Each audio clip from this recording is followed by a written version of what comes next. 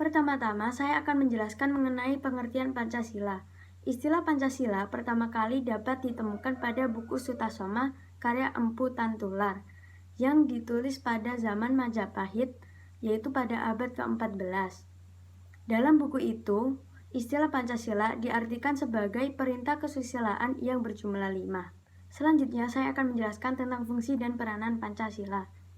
Pancasila diungkapkan dari dan merupakan pencerminan nilai-nilai luhur kepribadian bangsa Indonesia, menjadi jiwa dan pandangan hidup bangsa Indonesia.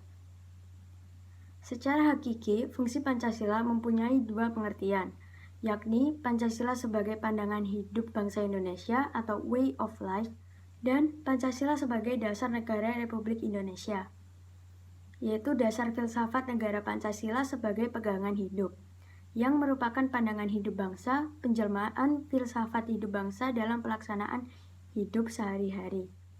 Peranan Pancasila dalam tata kehidupan bangsa Indonesia adalah yang pertama, sebagai jiwa bangsa Indonesia, yang kedua, sebagai kepribadian bangsa Indonesia, yang ketiga, sebagai pandangan hidup bangsa Indonesia, yang keempat, sebagai sumber dari segala sumber hukum atau sumber tertib hukum bagi negara Republik Indonesia, yang kelima, sebagai dasar negara Republik Indonesia, yang keenam, sebagai perjanjian luhur bangsa Indonesia, yang ketujuh, sebagai cita-cita dan tujuan bangsa Indonesia, dan yang terakhir adalah sebagai falsafah hidup yang mempersatukan bangsa Indonesia.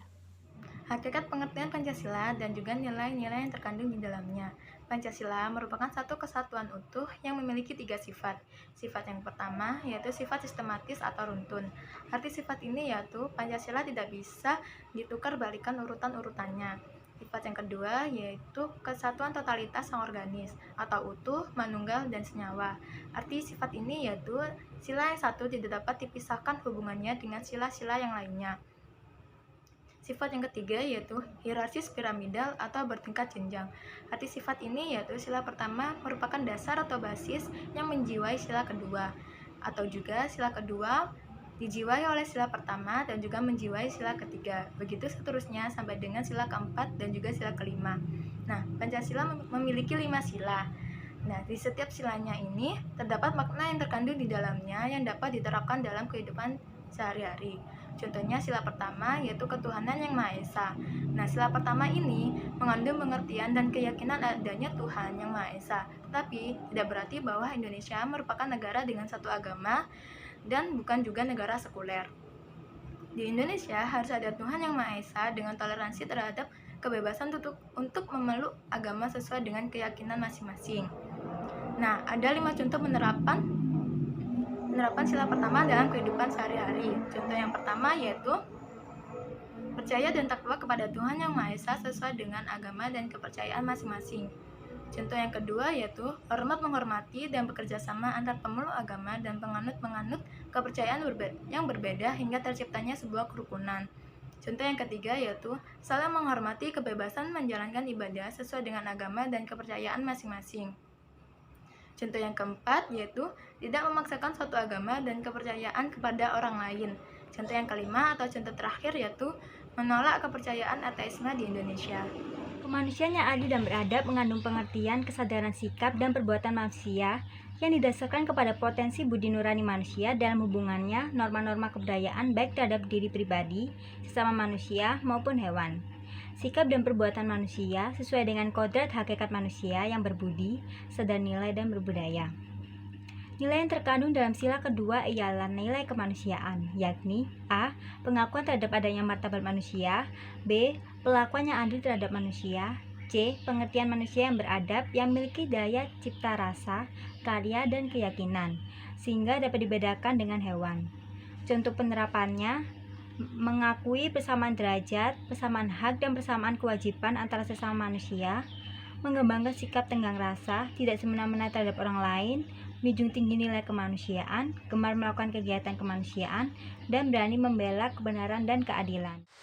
Persatuan Indonesia mengandung pengertian bangsa yang mendiami wilayah Indonesia yang bersatu karena didorong untuk mencapai kehidupan kebangsaan yang bebas dalam wadah negara yang merdeka dan berdaulat, yang bertujuan untuk memajukan kesejahteraan umum dan mencerdaskan kehidupan bangsa serta ikut mewujudkan perdamaian dunia yang abadi.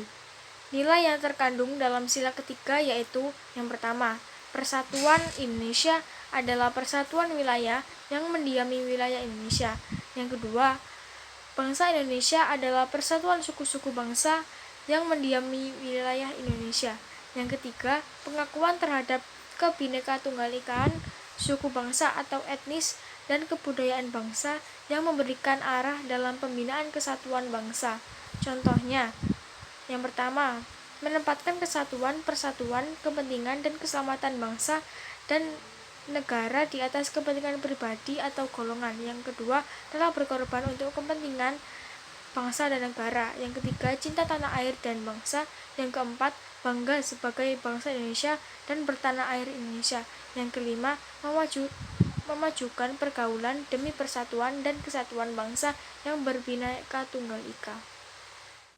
Selanjutnya, sila keempat yaitu kerakyatan dipimpin oleh hikmat kebijaksanaan dalam permusyawaratan perwakilan, mengandung pengertian bahwa rakyat dalam menjalankan kekuasaannya melalui sistem perwakilan dan keputusan-keputusannya diambil dengan jalan musyawarah yang dipimpin oleh pikiran yang sehat serta penuh tanggung jawab, baik kepada Tuhan Yang Maha Esa maupun kepada rakyat yang diwakilinya. Nilai yang terkandung dalam sila keempat adalah kerakyatan, yaitu kedaulatan negara ada di tangan rakyat, pimpinan kerakyatan adalah hikmat kebijaksanaan yang dilandasi akal sehat, manusia Indonesia sebagai warga negara dan warga masyarakat Indonesia mempunyai kedudukan, hak dan kewajiban yang sama. Musyawarah untuk mufakat dicapai dalam permusyawaratan wakil-wakil rakyat. Contoh-contoh penerapannya yaitu mengutamakan kepentingan negara dan masyarakat, tidak memaksakan kehendak kepada orang lain, mengutamakan musyawarah dalam mengambil keputusan untuk kepentingan bersama. Musyawarah untuk mencapai mufakat diliputi semangat kekeluargaan, dengan itikat baik dan rasa tanggung jawab menerima dan melaksanakan hasil musyawarah.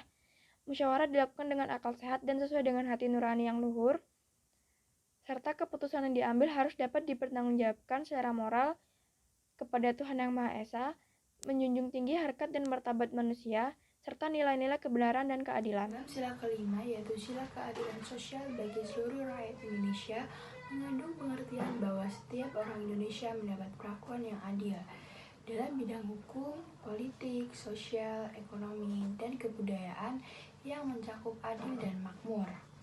Nilai yang terkandung dalam sila kelima adalah keadilan sosial, antara lain yaitu meliputi yang pertama ada perwujudan keadilan sosial dalam kehidupan sosial atau kemasyarakatan meliputi seluruh rakyat Indonesia.